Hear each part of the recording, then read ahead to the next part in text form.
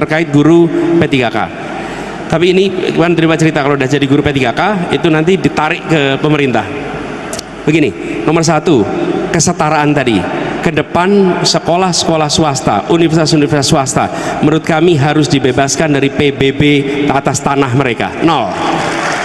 Harus nol. Kenapa? Tanpa ada kampus swasta, tanpa ada sekolah swasta, kita nggak cukup untuk menyekolahkan anak-anak Indonesia.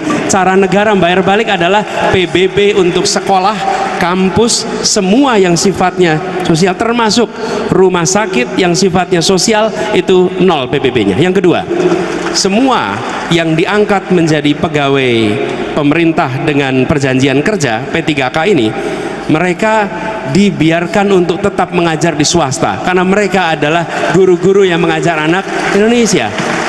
Itulah yang saya maksud dengan diskriminasi. Kenapa? Kalau mereka menjadi guru di swasta, seakan-akan ini biar bukan Indonesia, harus dikembalikan ke pemerintah untuk menjadi Indonesia. Tidak, dia bisa di swasta dan negara tetap bisa menghargai mereka karena udah investasinya swasta, yang sudah mendidik, yang sudah menjadikan mereka dokter, tahu-tahu dipindah oleh negara.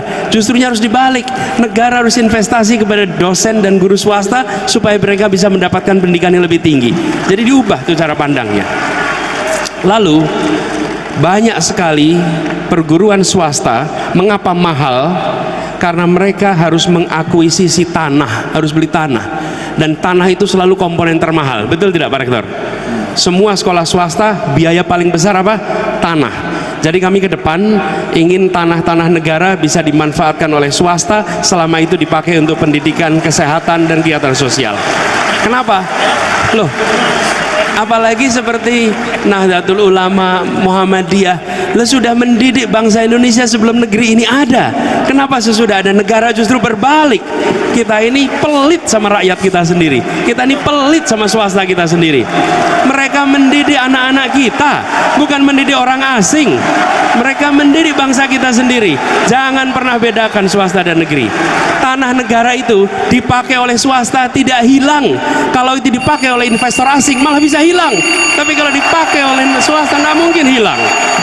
Jadi bayangkan kalau sekolah pendidikan kelas seluruh Indonesia tidak terbebani oleh belanja tanah di awal, maka SPP-nya akan murah, biaya sekolahnya akan murah. Itu dirasakan oleh seluruh keluarga-keluarga kita di Indonesia. Baik. Jadi kita ingin mengubah itu Pak, sehingga negara itu hadir bukan hanya dengan bantuan secara fiskal, tapi negara hadir mengurangi biaya-biaya yang harus dikeluarkan oleh perguruan swasta, TK, SD, SMP, SMA sampai kuliah, sehingga mereka bisa mengurangi beban untuk keluarga-keluarga kita di Indonesia. Terima kasih. Terima kasih Mas Anies.